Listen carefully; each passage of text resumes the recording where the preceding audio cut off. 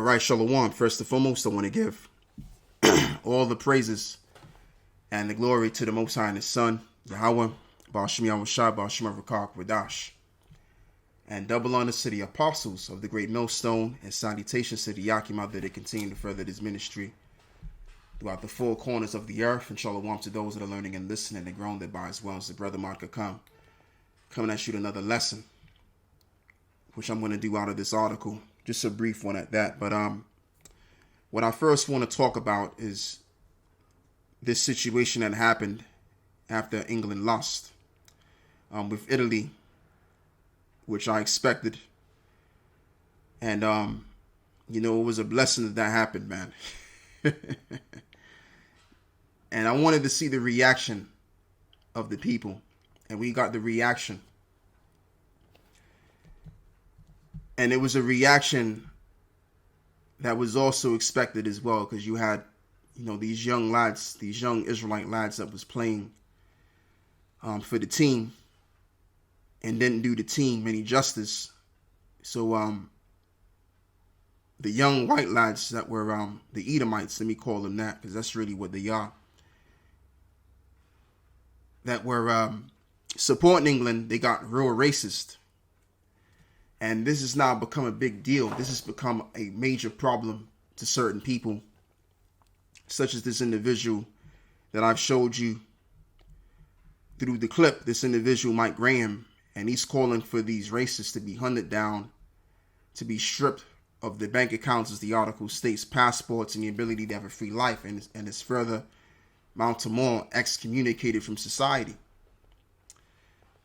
And back in the day, back in the 70s, the mid-70s more in particular, to the 80s, this has been going on.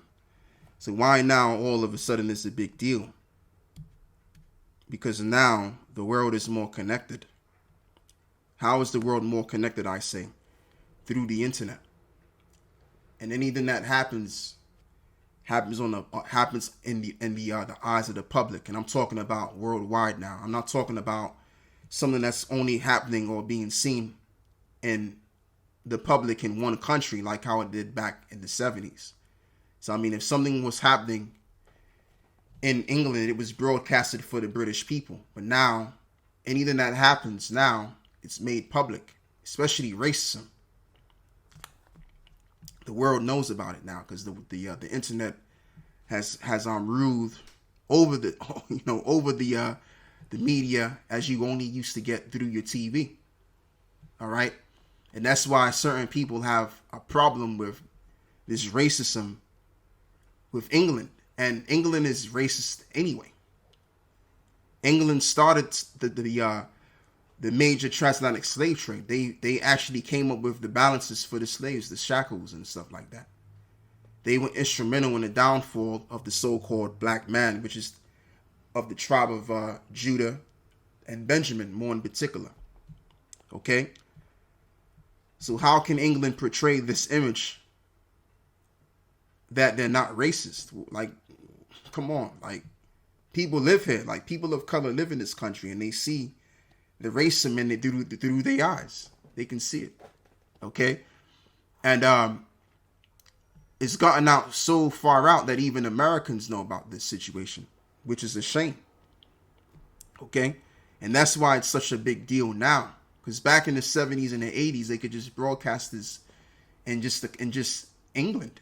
If some racism took place in England, it was only broadcasted in the country.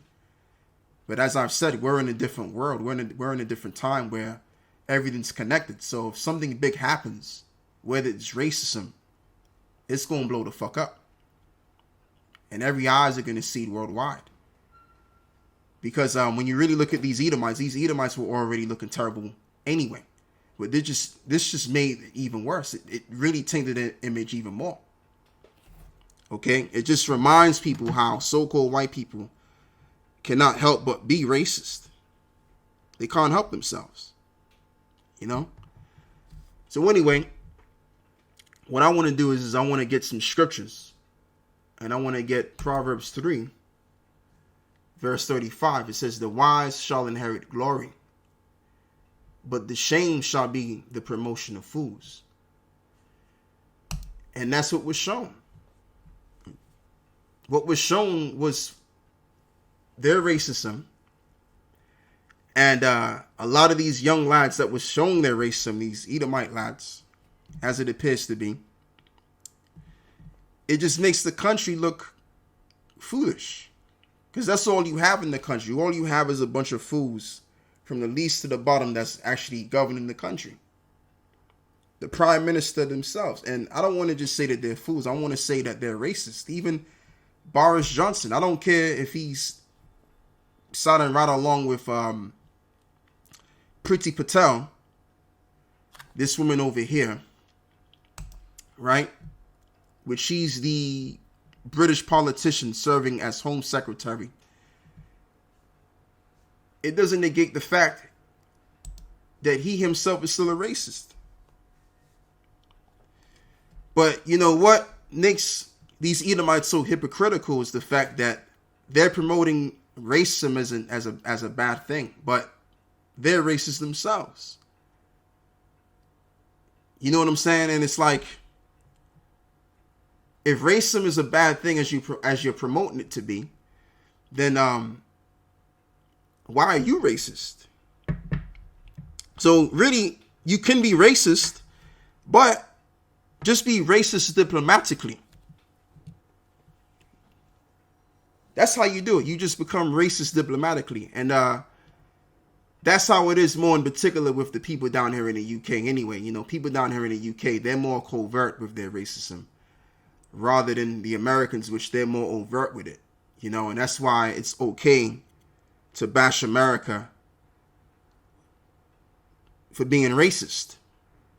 Because America's been known outwardly for being a racist country, but anywhere else, we don't want to be classified as a racist country. We just want to keep our racism hidden so that we can do what we got to do to further oppress a nation of people whom we naturally don't like, who we have ill dealings with. You know? So that's really what it is, man. That's really what it is. So I want to get into this article. It says, British radio host Mike Graham, who's no stranger of being accused of racism himself, has called for condemning racist to non-personhood by taking away their bank accounts, passports, public benefits, and other resources. Graham ranted on his talk show on Tuesday morning, decrying the racist social media messages that were posted after England lost to Italy in Sunday's Euro 2020 Championship games.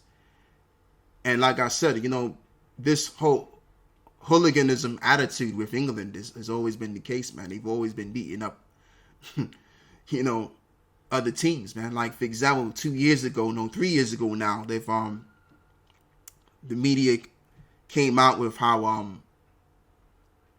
England was attacking the Germans because the Germans pretty much won, and they're doing the same thing now with the Italians. They've done the same thing with the Italians.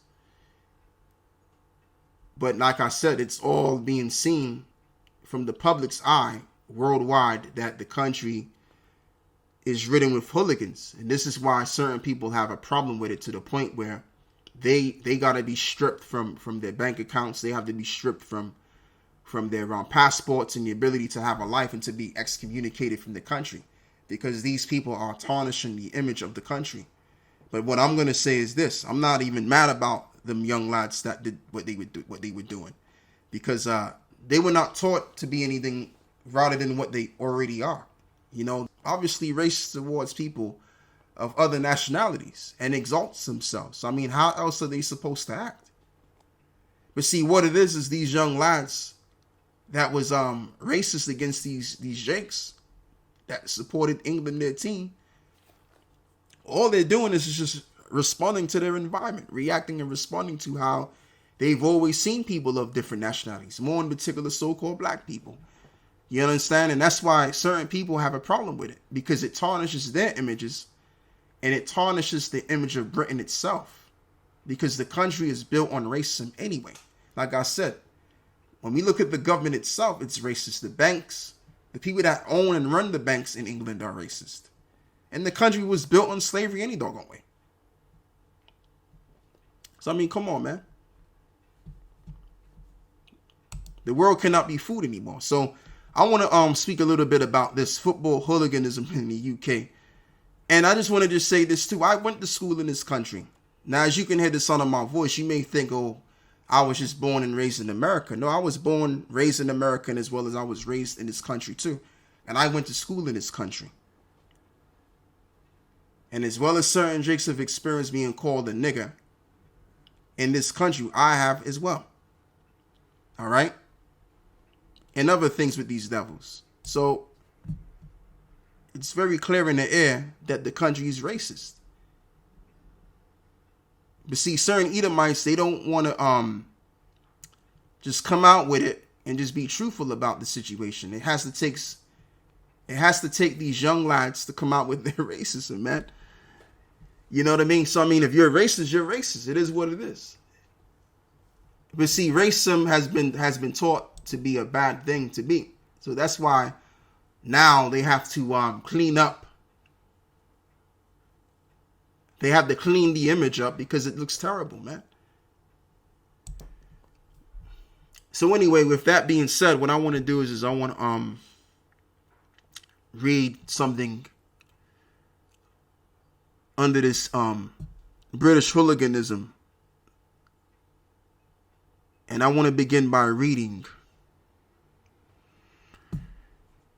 this right here. During the 1970s, so-called black footballers became an increasingly frequent presence in in English football, mostly born to so-called Afro-Caribbean immigrants who settled in Britain from 1948 during the Windrush, with racial tensions high in many parts of Britain, and the far-right National Front peaking in popularity at the same time. Many of these players were subjected to regular racial abuse from fans of rival teams, whose fans often pelted them with banana skins, and as well as making monkey chants or shouting racial obscenities. Perhaps the most notable players to suffer this type of racial abuse during the 1970s was Viv Anderson, the Nottingham Forest fullback, who became England's first black senior international player in '78. So you got brothers out there that are in this truth, that are old enough, especially the brothers that I camp with. They're old enough to remember this right here. So-called black players became an increasingly frequent feature in the English game during the 1980s. And with the hooliganism still widespread, incidents of racial abuse continued on a large scale. John Barnes, who made his Football League debut for Watford in '81, was soon targeted with racial abuse by rival fans, which continued after he joined Liverpool in '87, soon after which he suffered several severe racist abuse. Yeah, Liverpool, man. Anyway, 1984, soon after breaking into the England national football team, Barnes was racially abused during a friendly match in Brazil by a section of England supporters identifying themselves as supporters or members of the National Front. So yeah, this has been going on from time, man. This is not something that's new.